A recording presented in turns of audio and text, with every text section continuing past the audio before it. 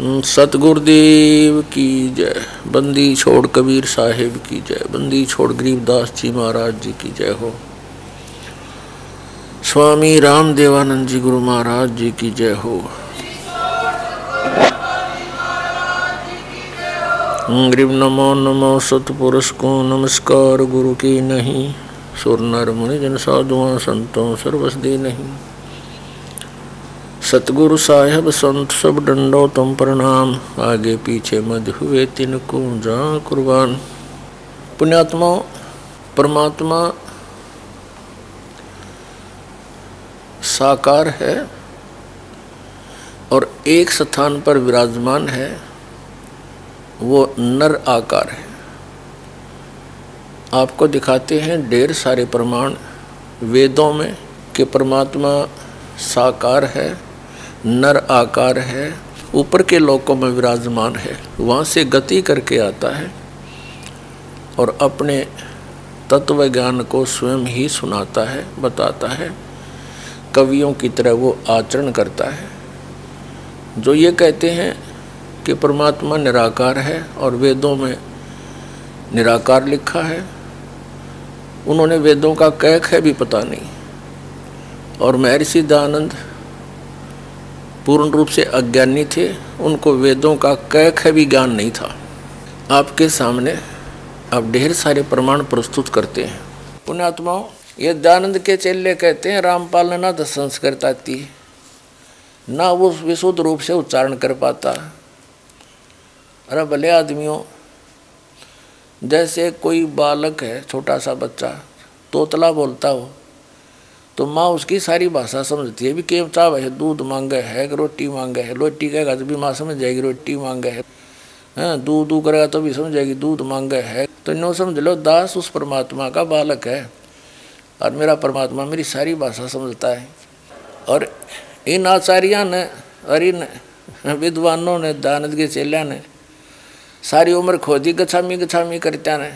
और ये दयानंद के चेले नो कहे रामपाल ने वैदिक रीति से वेद नहीं पढ़े। ये दयानंद ने तुमने पढ़ रखे वेद काट दी टाट, ज्ञान भर दिया, कख भी नहीं पता इन लोगों को।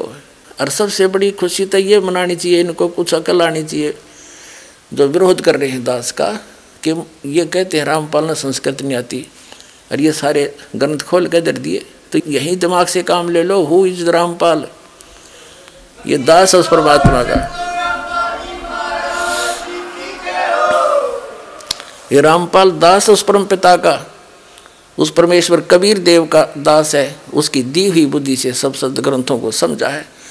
कहते 9 मन सूत उड़जिया, ये ऋषि रहे झकमार। और सतगुरु यानी तत्वदर्शी संत ईसा सुलझा दे, उलझा न दूजी बार। अब ईसा सुलझा दिया है, इस कलयुग में नहीं उलझ सकता भी। अब ये थोड़े से दिन में ये ट्या ट्या करने वाले हैं ना विरोधी, सिर पटक कर बैठ जाएंगे। जनता इन्हें बोलने नहीं देगा। बच्चा बच्चा भी बस चुप हो जाओ, तेरे दिन सुन ली तुम्हारी ये बकवाद।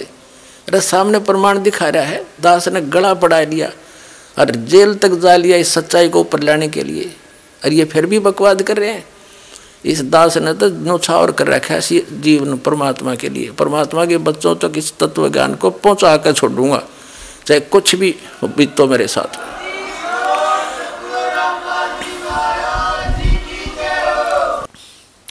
और ये महर्षि दयानंद के अनुयायी, विशेषकर जो इस आर्य समाज के अंदर कुछ पद प्राप्त हैं, जो प्रवक्ता हैं, आचार्य हैं, वो अब भी इस सत्य को आँखों देखकर भी ना स्वीकार करना चाहते हैं और न ही समाज को करने देना चाहते हैं, जिसके परिणाम स्वरूप इन्होंने क्रोथा कांड करवाया।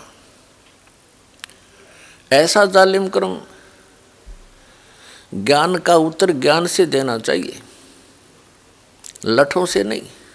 वो तो दुष्ट लोग होते हैं जो हिंसा करते हैं। सतलोक आश्रम क्रोथा को चारों तरफ से गिरवा दिया इन अपने अनुयायियों से, झूठ बोल कर, सच्चाई से परिचित ना करवा के। और 3 दिन तक वहाँ सत्संग के लिए उपस्थित भक्तों को वो परेशानी दी, उसको याद करके कलेजा मुंह को आता है। यहाँ आश्रम के अंदर नवजात शिशु, रोगी व्यक्ति, बूढ़े बुजुर्ग आते हैं। पूर्णिमा का अवसर था, सत्संग सुनने के लिए भक्तजन आ रहे थे। कुछ आ चुके थे क्योंकि 9, 10, 11 का सत्संग था जुलाई 2006 में। तो उन दुष्ट लोगों ने आने वाले भक्तों को पीटा, बहन बेटियों के साथ बदतमीजियां की और पुलिस वहाँ साथ खड़ी थी, क्योंकि हरियाणा का जो मुख्यमंत्री है श्री भूपेंद्र सिंह, ये भी आर्य समाजी है। इन सब को इन्होंने भ्रमित किया, आचार्यों ने, जनता को भी मुख्यमंत्री को भी, कि आश्रम के अंदर बहुत बुरा कर्म होता है। सच्चाई नहीं बताई कि दानंद के अज्ञान की खाल तार दी, उनको भ्रमित किया। और जिस कारण से पुलिस के समक्ष मुख्यमंत्री की सलाह से 3 दिन तक वो परेशानी पैदा की, हाहाकार आश्रम में मची रही। रोगियों को दवाई नहीं, बच्चों को दूध नहीं, क्योंकि बाहर से कोई भी सामग्री अंदर नहीं आने दी। और 3 दिन भूखे प्यासे भय के वातावरण में जीवन व्यतीत किया। और 12 जुलाई 2006 को, सन 2006 को आक्रमण करवा दिया, चारों तरफ से घेर लिया आश्रम को। आश्रम में उपस्थित भक्तों ने उन बूढ़े बुजुर्ग, रोगी और नवजात शिशुओं की और लेडीज की, बहनों की रक्षा के लिए हवाई फायर किए। और तीसरे दिन हमारे ऊपर एक झूठा केस बनाकर 302 का हमें जेल में डाल दिया, आश्रम छीन लिया, लुटवा दिया। पुलिस की प्रेजेंस में चोरियां करवा दी, एसी तक उठवा दिए। तो पुण्यात्माओं, इस सब जुल्म का कारण वो आचार्य हैं, वो प्रवक्ता हैं, जिनको स्वयं ज्ञान नहीं था कि महर्षि सिद्धांत सचमुच इतना बुद्धिहीन था। न उसको वेद ज्ञान था, न उसको खगोल भगोल का ज्ञान था, और न ही वो समाज सुधारक था। ये उनकी पुस्तकों में लिखा था, दास ने पढ़ा और आपके रूबरू कर दिया। तो इन आचार्यों को, इन प्रवक्ताओं को समस्या पैदा होगी कि तुम्हारे ही अनुयायी तुम्हें धिक्कारेंगे कि अब तक तुम के पढ़ा करते, इसमें क्या बताया तुमने, हमारे को लोक वेद सुनाते रहे। इस डर से इन्होंने जनता का ध्यान बांटने के लिए क्रोथा कांड करवा दिया। इन्होंने जब देखा कि रामपाल फंसा नहीं, आदमी कोई मरा नहीं, और ये तो बात बिगड़ गई। आश्रम का नाश करने के लिए, प्रचार बंद करवाने के लिए इन्होंने स्वयं ही एक व्यक्ति को मार डाला, क्योंकि शराब प्या के बदमाश ला रखे थे, स्वयं भी इनके अनुयायी आए हुए थे। तो इन्होंने सुनियोजित तरीके से वो जुल्म कर दिया। उस मृतक के सब लक्षण प्रत्यक्ष करते हैं कि आश्रम से चली गोलियों से उसकी मृत्यु नहीं हुई। ये लैब, जो लेबोरेटरी होती है जहाँ से सरकार ने खुद जांच कराई है, उस लेबोरेटरी की रिपोर्ट में, FSL रिपोर्ट वो बताते हैं, उसको बोलते हैं, उसमें स्पष्ट किया गया है। हम आश्रम के अंदर बैठे थे, आश्रम से बाहर नहीं गए, हमारे ऊपर आक्रमण किया गया। SDM रोहतक अपने आदेश में लिखता है कि मैं भी वहाँ उपस्थित था, और उपस्थित पुलिस ने वहाँ पर जो प्रोटेक्शन में थी बहुत बचाव करने की चेष्टा की, लेकिन भीड़ उग्र थी, वो काबू नहीं आई। तब पुलिस ने मुझे राय दी कि इसको कब्जे में ले लिया जाए, आश्रम को खतरा है। और मैं भी सहमत था इस बात से, क्योंकि मैं वहीं पर था, एसपी डीसी भी वहीं पर थे। आश्रम कब्जे में ले लिया गया। फिर झूठा केस बनाया गया कि पंचायत आई थी रास्ता खुलवाने के लिए, रास्ता जाम वो खुद कर रहे थे। तो ऐसा जुल्म इन लोगों ने किया हमारे साथ। वो तो परमात्मा ही इनको सजा दे या इनाम दे, भगवान पर छोड़ते हैं। लेकिन हम अपने परमात्मा पर गर्व करते हैं कि उन्होंने ऐसे जुल्म किए, फिर भी हम सुरक्षित। और आज ये ज्ञान शिखर में पहुंच गया। इन सब फिटे मुँह हो जाएंगे।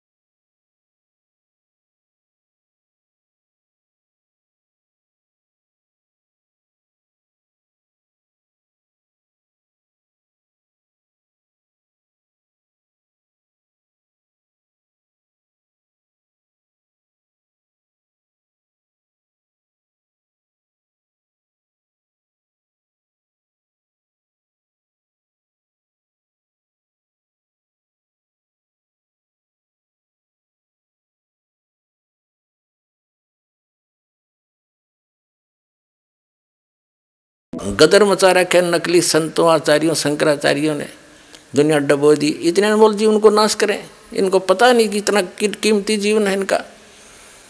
और इस सत साधना से इनको यहाँ भी सुख है और वहाँ जाएंगे जहाँ सदा सुखी, जहाँ जाने के बाद फिर साधक कभी लौट कर नहीं आता। तो महर्षि दयानंद और अन्य जितने भी महापुरुष हुए हैं जो अध्यात्म मार्ग में आगे बढ़ने की जिन्होंने चेष्टा की है, वे सभी पुण्यकर्मी प्राणी होते हैं, परमात्मा के लिए तड़फ रहे होते हैं। और उसी तरफ में ये महापुरुष इधर उधर जाते हैं, उनको मालूम होता है, धीरे धीरे ज्ञान होता है एक दूसरे से सुनकर कि परमात्मा की जानकारी तत्वदर्शी संत बताया करते हैं। तो संतों की खोज में सभी महापुरुष निकल पड़ते हैं।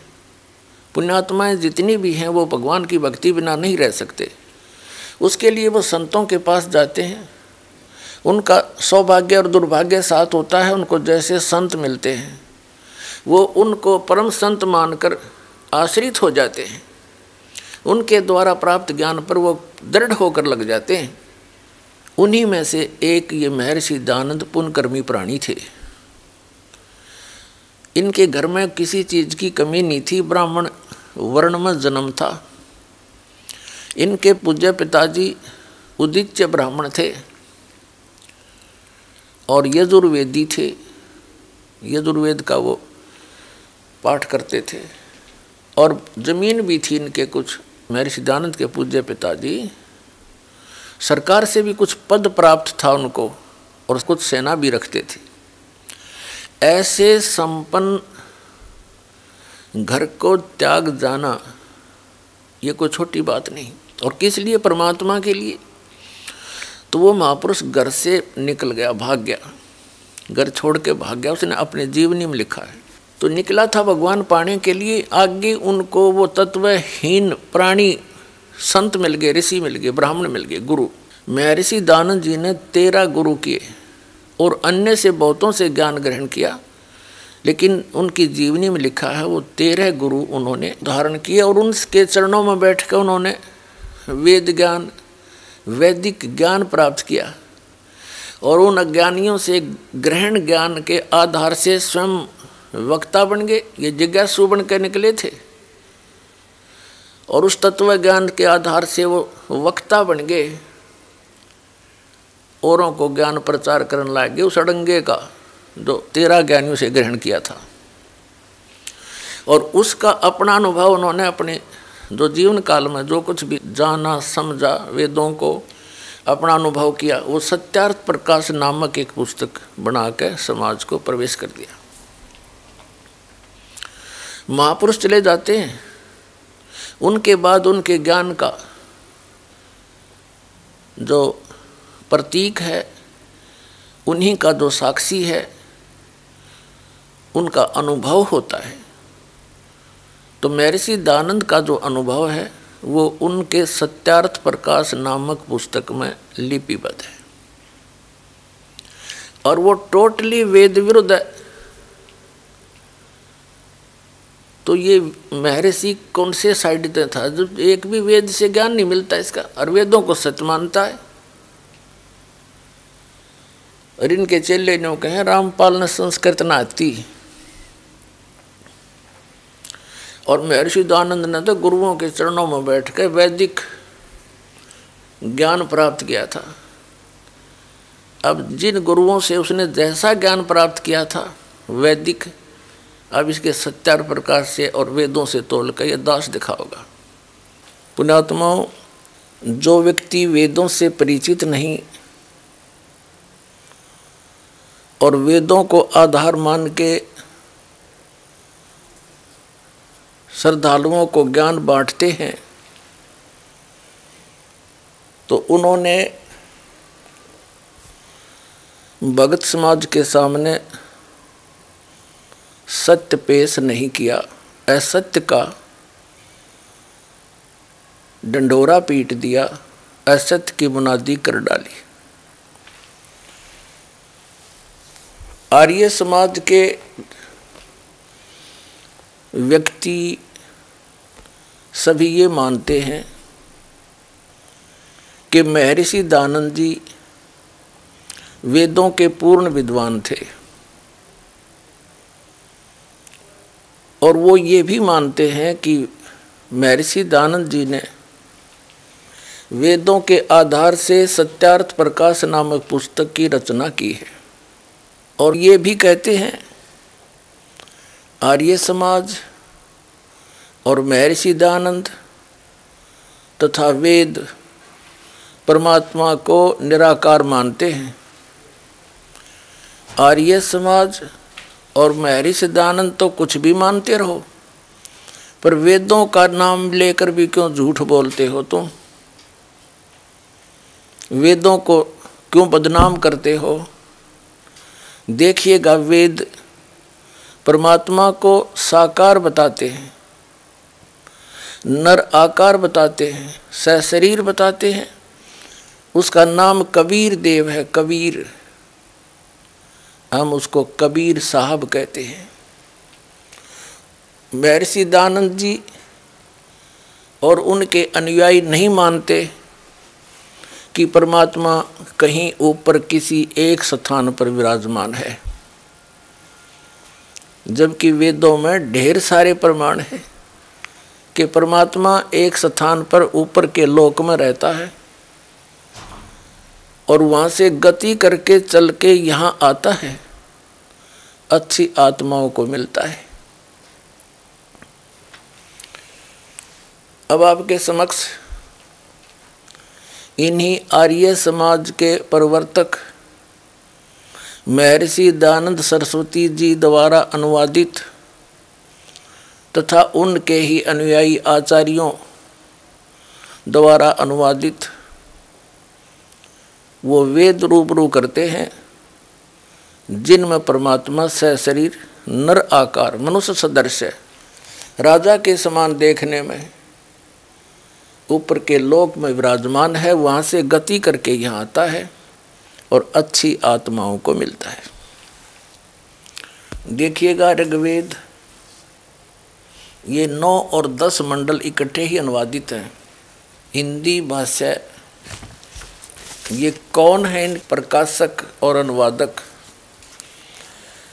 सार्वदेशिक आर्य प्रतिनिधि सभा, महर्षि दयानंद भवन, रामलीला मैदान, नई दिल्ली। ये इनके फ़ोन और फैक्स नंबर हैं। आर्य भाषा से यानी अनुवाद करता। मुद्रक हैं Prince offset printers, 1510 Pataudi house, Daryaganj, नई दिल्ली। फ़ोन नंबर इतने उनके। इन्हीं का अनुवाद है।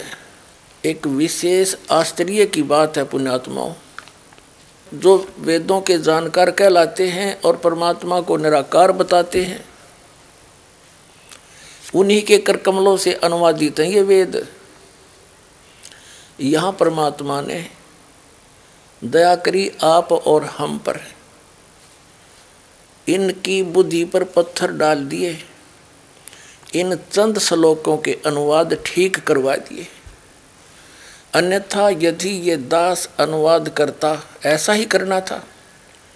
लेकिन ये कहते कि रामपाल को संस्कृत नहीं आती, उसने गुरुओं के पास बैठ कर जो है ना वैदिक रीति से ग्रंथों को पढ़ा नहीं, यह भी समस्या हल करवा दी परमपिता ने आपके लिए। इन्हीं इंजीनियरों के द्वारा अनुवाद करवा दिया। अब कहीं चुल्लू भर पानी में डूब कर मर जाएंगे। जो न्यों क्या करते वेदों में निराकार परमात्मा बताया है। देखिएगा, हम पहले इसको लेते हैं ऋग्वेद मंडल नंबर 9, सूक्त 82 और मंत्र नंबर 1। इसमें क्या कहा है कि सर्व उत्पादक प्रभु यानी सब की उत्पत्ति करने वाला परमात्मा, प्रकाश रूप सद्गुणों की वृष्टि करने वाला और पापों का हरण करने वाला, नाश करने वाला, वह परमात्मा, वह राजेव राजा के समान। राजेव राजा के ये 69 पर 269 पर है और आगे इसका शेष अनुवाद यहाँ पर है 270 पे। ऋग्वेद मंडल नंबर 9 सूक्त 82 का मंत्र 1 पढ़ रहे हैं। राजा के समान दर्शनीय है, नर आकार है, राजा के समान देखने योग्य है। वह पृथ्वी आदि लोक लोकांतरों के चारों ओर शब्दमान हो रहा है। वह वर्णीय पुरुष को यानी अच्छी आत्मा को, जो दृढ़ भक्त है, उसको पवित्र करता हुआ प्राप्त होता है। जिस प्रकार विद्युत आकाशीय बिजली स्नेह वाले स्थानों को आधार बनाकर प्राप्त होता है, उसी प्रकार उक्त गुणों वाले परमात्मा ने इन ब्रह्मांडों को उत्पन्न किया। अब इसमें क्या स्पष्ट हो गया कि परमात्मा सशरीर है और पापों का नाश करने वाला है, और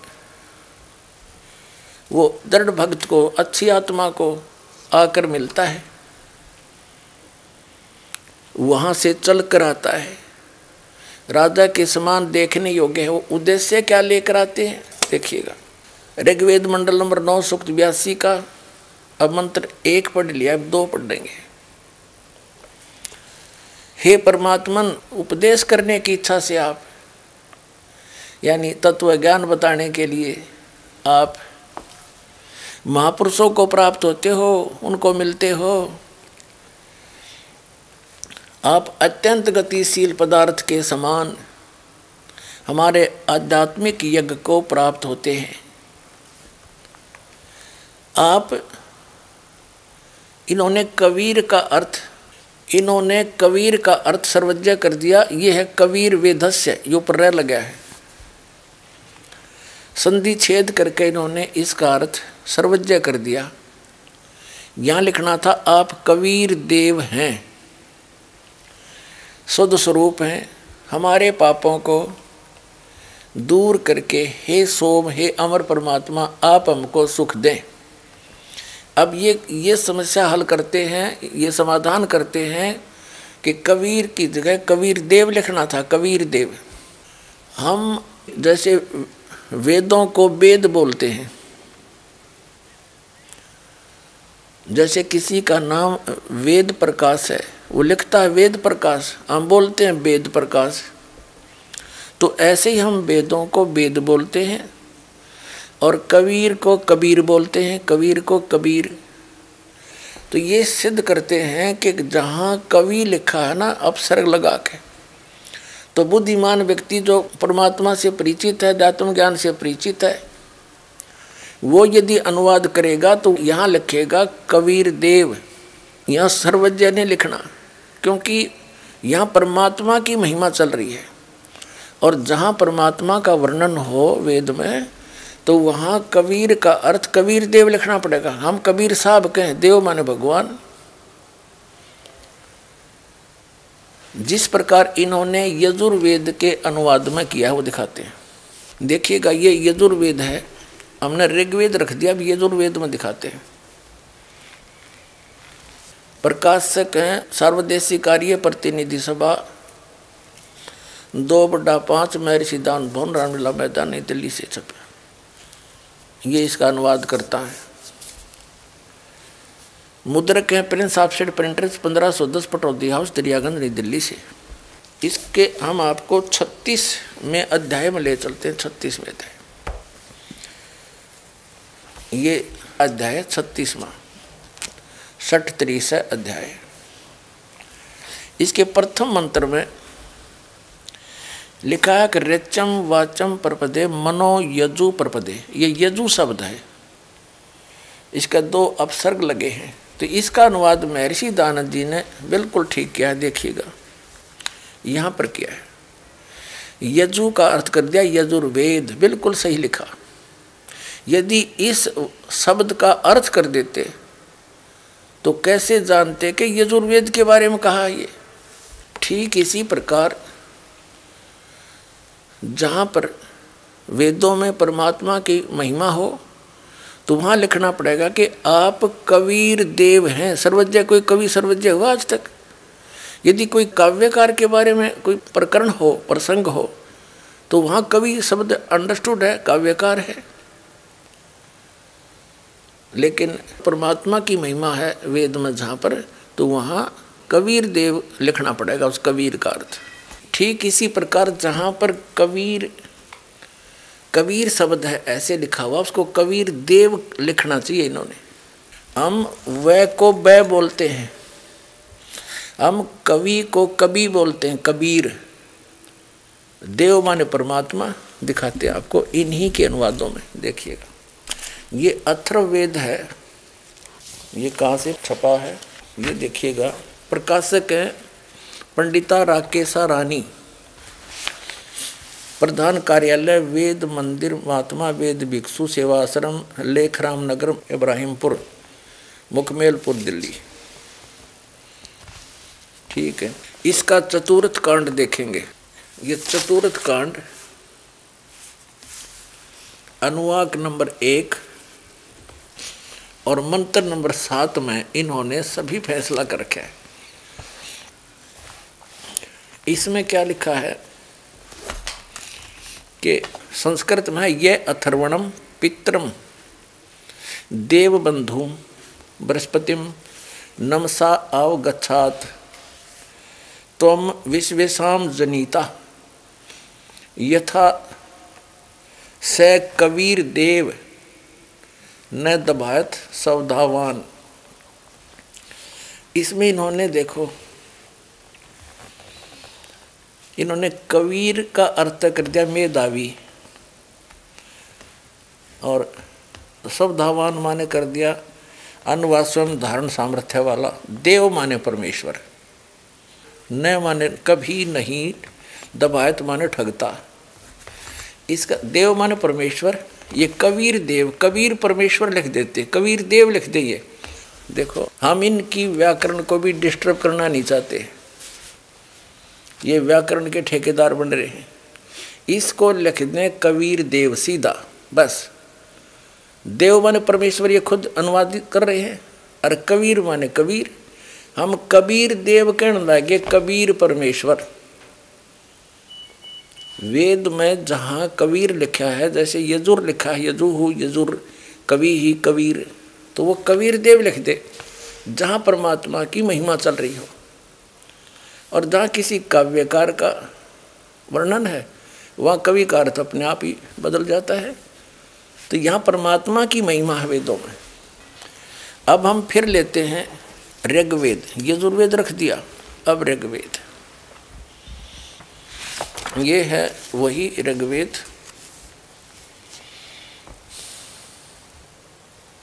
अनुवादकर्ता और ये मुद्रक ये है। अब हम इसके ऋग्वेद मंडल नंबर 9 सूक्त नंबर 82 और मंत्र नंबर 1 को तो हम पढ़ चुके हैं, फिर पढ़ लेते हैं एक बार। 82 का मंत्र नंबर 1, इसमें कि ए सर्व उत्पादक प्रभु प्रकाश रूप सद्गुणों की वृष्टि करने वाला, पापों का हरण करने वाला, पाप नाश करने वाला, राजे राजा के समान। ये 269 रुपये राजा के और 270 रुपये के समान दर्शनीय है। और वह पृथ्वी आदि लोक लोकांतरों के चारों ओर शब्दमान हो रहा है। वह वर्णीय पुरुष को, श्रेष्ठ पुरुष को, भक्त को, जो दृढ़ भक्त है उसको पवित्र करता हुआ प्राप्त होता है। जिस प्रकार विद्युत स्नेह वाले स्थानों को आधार बना के, विद्युत माने आकाशीय बिजली, प्राप्त होता है। अब इसका क्या अर्थ है? जैसे दृढ़ भक्त को, अच्छी आत्मा को भगवान मिलता है, और वो कैसे मिलता है? जैसे आकाशीय बिजली धातु विशेष पर गिरती है। जैसे पहले कांसी धातु के थाली और बेले हुआ करते, कांसी, और वर्षा के दिनों में यदि वो बाहर आंगन में पड़े होते तो हमारी दादी जी कहा करती कि इन कांसी के थाली और बेलों को अंदर रख लो, आकाशीय बिजली अमूमन कांसी धातु पर गिरती है, क्योंकि उसका उससे एक विशेष अट्रैक्शन होता है। ऐसे ही परमात्मा ऊपर के लोक में रहता, सतलोक में, जो लोक के तीसरे पृष्ठ पर विराजमान है, और वहाँ से गति करके आता है। उन अच्छी आत्माओं को, दृढ़ भक्तों को मिलता है, जो उनके मार्ग को आगे बढ़ा सके, विचलित ना हो, जो दृढ़ भक्त हों। उनसे उस परमात्मा का विशेष अट्रैक्शन होता है। वो परमात्मा किन किन को मिले हैं? आदरणीय धर्मदास साहिब जी को, बांधवगढ़ वाले को, आदरणीय मलुकदास साहिब जी को, आदरणीय नानक साहिब जी जो सिख धर्म के प्रवर्तक हैं, आदरणीय दादू साहिब जी को, आदरणीय गरीबदास साहिब जी गांव छुड़ानी जिला झज्जर वाले को, आदरणीय घीसा दास साहिब जी गांव खेखड़ा जिला मेरठ उत्तर प्रदेश वाले को, और आदरणीय महर्षि रामानंद जी को। तो इन महापुरुषों के बारे में दास को जानकारी है, जिन दृढ़ भक्तों को परमात्मा आकर मिले। तो उन महापुरुषों ने परमात्मा को जाना और सचखंड लेकर गए भगवान जहाँ वो रहते हैं सतलोक में, और वहाँ से वापस छोड़ा। फिर उन्होंने आंखों देखा हाल अपनी अमृतवाणी में वर्णन कर रखा है, और वो भी यही बताते हैं जो वेद बताते हैं। क्योंकि परमेश्वर कबीर जी जब यही लीला करने वो आते हैं, अच्छे भक्तों को मिलते हैं, तो उन्होंने स्वयं आकर बताया था कि वेद मेरा भेद है,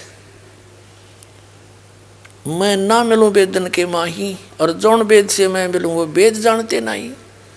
ये चारों वेद कबीर परमेश्वर जी कहते हैं मेरी ही महिमा का गुणगान करते हैं। लेकिन इन वेदों में मुझे पाने की, सतलोक में स्थायी स्थान पाने की वो विधि नहीं है। वो अन्य वेद है जो सूक्ष्म वेद, जो सच्चिदानंद घन ब्रह्म की वाणी में स्वयं परमात्मा आकर बताते हैं। उस वेद में, उस ज्ञान में, उस सूक्ष्म वेद में लिखा है, उसके बारे में इन वेदों में वर्णन नहीं। इसलिए जौन वेद से मैं मिलूं ये वेद जानते ना। तो अब कबीर परमेश्वर जी की महिमा परिपूर्ण है। वेद भी बताते हैं वो परमात्मा सतलोक में रहता है, वहाँ से गति करके आता है। और ये लीला परमेश्वर ने की हुई, कबीर परमेश्वर जी ने, जिसको धानक जुलाहा कहा करते, जो 600 वर्ष पहले सहश्री राय थे, कमल के फूल पर एक शिशु रूप धारण करके विराजमान हुए थे। और उसके बाद नीरुनिमा नाम के एक निसंतान दंपति थे, वो उनको उठा ले गए। वहाँ उनकी परवरिश की लीला हुई।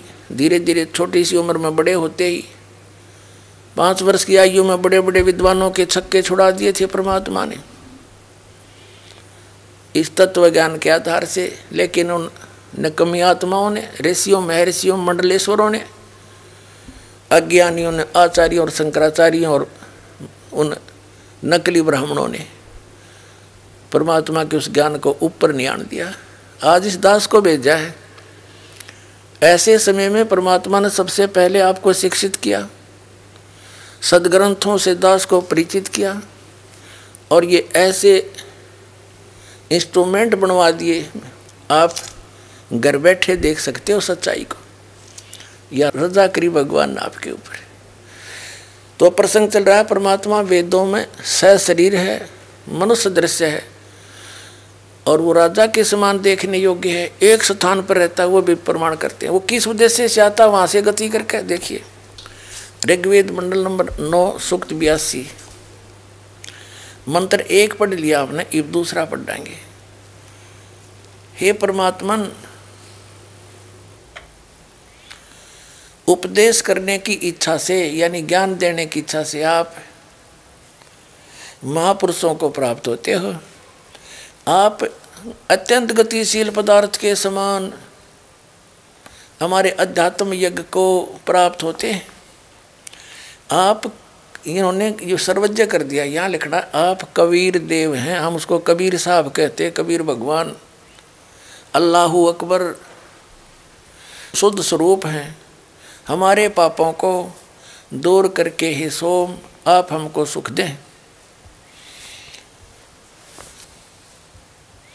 प्रेम भाव को उत्पन्न करते हुए पवित्रता को उत्पन्न करें। ठीक है, अब हम आपको दिखाते हैं ऋग्वेद मंडल नंबर 9 सूक्त 86 का मंत्र नंबर 26। इसमें क्या है, ये कबीरत्व है, कबीरत्व। यहाँ देखा, यज्ञ करने वाले यजमानों के लिए, यानी यज्ञ माने धार्मिक अनुष्ठान, भक्ति करने वाले यजमान माने भक्तों के लिए परमात्मा सब रास्तों को सुगम करता हुआ उनके विघ्नों को, संकटों को नाश करता है, मर्दन करता है, उनको पवित्र करता हुआ और अपने रूप को सरल करता हुआ वह कांति में परमात्मा वो कबीर देव है। यहाँ सर्वजनी यहाँ लिखना था कबीर देव, कबीर साहब विद्युत के समान क्रीड़ा करता हुआ वर्णीय पुरुष को यानी अच्छी आत्मा को, श्रेष्ठ भक्त को प्राप्त होता है। आप देखो ऋग्वेद मंडल नंबर 9 सूक्त 86 का मंत्र 26 पढ़ लिया, अब 27 पढ़ेंगे। इतना सा पढ़ेंगे, जो परमात्मा धूलोक के तीसरे पृष्ठ पर विराजमान है, ओए होए, एक स्थान पर रहता है, जो परमात्मा धूलोक के तीसरे पृष्ठ पर विराजमान है, वहाँ बैठा है। अपने आत्मा धूलोक का अर्थ है तेजो में लोक, वो सतलोक जिसको संत भाषा में हम सतलोक कहते हैं, सत्यलोक कहते हैं, सचखंड कहते हैं। वह पृथ्वी 100 प्रकाशित है हीरे की तरह, और उस सतलोक के 3 पोर्शन हैं, 3 विभाग, डिवीजन हैं। तो उसके तीसरे विभाग में सबसे ऊपर वाले स्थान पर परमात्मा विराजमान है, गुम्बज के अंदर सिंहासन के ऊपर राजा की तरह, सिर पे मुकुट है, ऊपर सफेद छत्र है। अपने आत्मा महर्षि दयानंद क्या कहते हैं, क्या मानते हैं कि परमात्मा एक स्थान पर नहीं है। अब थोड़ा सा उसका प्रकरण दिखाते हैं सत्यार प्रकार से, फिर आगे चलेंगे।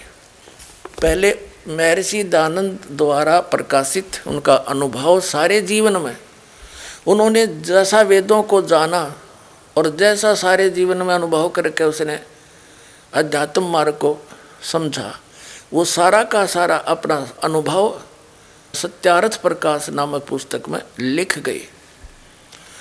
तो इस सत्यार्थ प्रकाश को चाहे महर्षि दयानंद समझो, उनका अनुभव है तो वही समझो, उन्होंने अपना सारा जो भी अंदर संग्रह था वो सारा लिख दिया।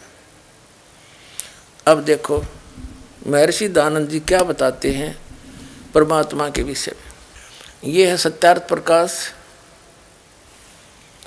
अब देखो महर्षि दयानंद के इस पोज ने देख के ओहो आदमी कट के मर जा, अगले वे महात्मा के इसने तो कमाल कर रखा होगा, भगवान से सीधा कनेक्शन कर रखा होगा। अब देखना फिर इसके अनुभव से पता चलेगा।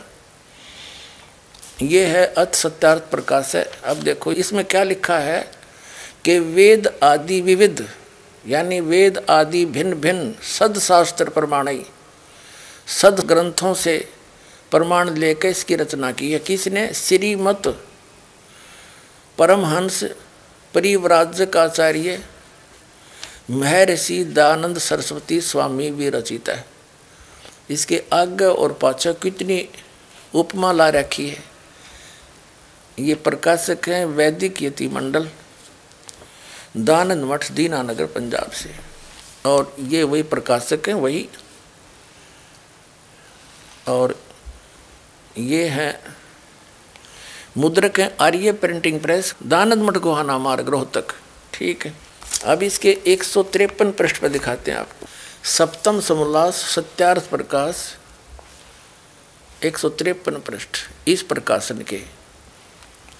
यहाँ देखते हैं, किसी ने प्रश्न किया ईश्वर व्यापक है, वह किसी देश विशेष में रहता है। उत्तर महर्षि दयानंद का व्यापक है, क्योंकि जो एक देश में रहता तो सर्व अंतर्यामी, सर्वज, सर्वनियंता, सबका सृष्टा, सबका धर्ता और प्रलय करता नहीं हो सकता। आपत देश में कर्ता की क्रिया का अभाव है। अब ये स्पष्ट कर दिया महर्षि दयानंद ने कि परमात्मा एक देश में नहीं रहता, एक देश में रहकर वो सारी सृष्टि न रचा क्यों करे। ये तो एक जड़मती व्यक्ति के विचार होते हैं। परमात्मा के वचन में इतनी शक्ति, एक शब्द में सब कुछ रच दे वो। फिर भगवान मारे जैसा हो गया तो फिर परमात्मा क्या है का। और दिखाते हैं कि महर्षि दयानंद ने इसी सत्यार्थ प्रकाश में इसी बात पर कटाक्ष किया है मुसलमान धर्म के ऊपर कि तुम्हारा खुदा क्या मनुष्य की तरह है जो एक स्थान पर रहता है, तो एक स्थान पर रहने वाला भगवान नहीं हो सकता। देखिए, ये है सत्यार्थ प्रकाश चतुर्दश समोल्लास, 14वें समोल्लास में 480 पे 480 पृष्ठ है। इसमें निश्चय ही परवरदिगार तुम्हारा अल्लाह है, जिसने पैदा किया आसमानों और पृथ्वी के बीच 6 दिन के, फिर करार पकड़ा, अर्श के तदबीर करता है काम की। अब ये कुरान शरीफ है, कुरान शरीफ की कोई आयत का अनुवाद है। महर्षि दयानंद ने इसके ऊपर कटाक्ष किया है, मिथ्या आलोचना की है ज्ञानता से। क्या कहा है? ये सिद्ध करता है कि ये लिखा है कि तो जो हो मेरे हुक्म से और हो गया। जब कुरान में ऐसा लिखा है फिर 6 दिन कभी नहीं लग सकते, इससे 6 दिन लगना झूठ है। जो वह व्यापक होता तो ऊपर अर्श के क्यों ठहरता, और जब तदबीर करता है काम की तो ठीक तुम्हारा खुदा मनुष्य के समान है। महर्षि दयानंद नहीं मानते खुदा परमात्मा मनुष्य के समान है, यह कटाक्ष कर रहा है। क्योंकि जो सर्वज्ञ है वह बैठा बैठा तदबीर क्या करेगा। इससे विदित है कि ईश्वर को न जानने वाले जंगली लोगों ने यह पुस्तक बनाया होगा। अब महर्षि दयानंद की देख कितनी बेहुदे ढंग से इसने कैसे आलोचना की है। और ये क्या कहना चाह रहा है कि तुम कह रहे हो कि खुदा ने 6 दिन में सृष्टि रची, 7वें दिन तख्त पर जा बैठा, तो तख्त पर बैठ गया और तो उसका मतलब वो मनुष्य जैसा हुआ। महर्षि दयानंद कहते हैं नहीं, वो तो व्यापक है, अर्थात एक स्थान पर नहीं रहता। आगे देखो, इसी में 481 पृष्ठ पर 14वें समोल्लास के 481 पृष्ठ पर क्या कहता है। ये कोई आयत है कुरान की, ये इतनी इस तो इस पर अब अदर कटाक्ष करते हुए कहते हैं कुरान की इधर की ओर से उतरा, क्या खुदा ऊपर रहता है? महर्षि दयानंद नहीं मानते किधर रहता है, क्या खुदा ऊपर रहता है? जो ये बात सच है तो एक देशी होने से ईश्वर नहीं हो सकता। एक देशी माने एक स्थान पर बैठने वाला भगवान नहीं हो सकता, क्योंकि ईश्वर सब ठिकाने एक रस व्यापक है। पैगाम पहुंचाना हलकारे का काम है। हलकारा की आवश्यकता उसी को होती है जो मनुष्यवत एक देशी हो, और हिसाब लेना देना भी मनुष्य का काम, ईश्वर का नहीं, क्योंकि वह सर्वज्ञ है। यह निश्चय होता है कि किसी अल्पज्ञ मनुष्य का बनाया हुआ कुरान है। अल्पज्ञ माने मंदबुद्धि के व्यक्ति का बनाया हुआ कुरान है, महर्षि दयानंद कह रहे हैं। अब इसमें क्या स्पष्ट कर दिया स्वामी जी ने, महर्षि दयानंद जी ने, कि ये नहीं मानते परमात्मा मनुष्य जैसा है, ये नहीं मानते कहीं एक ठिकाने रहता है, और आप जी को अभी वेदों में प्रमाण करते हैं कि वो एक स्थान पर रहता है, भूलोक के तीसरे स्थान पे। वहाँ से गति करके आता है, अच्छी आत्माओं को मिलता है। और परमात्मा मनुष्य दृश्य है, मनुष्यवत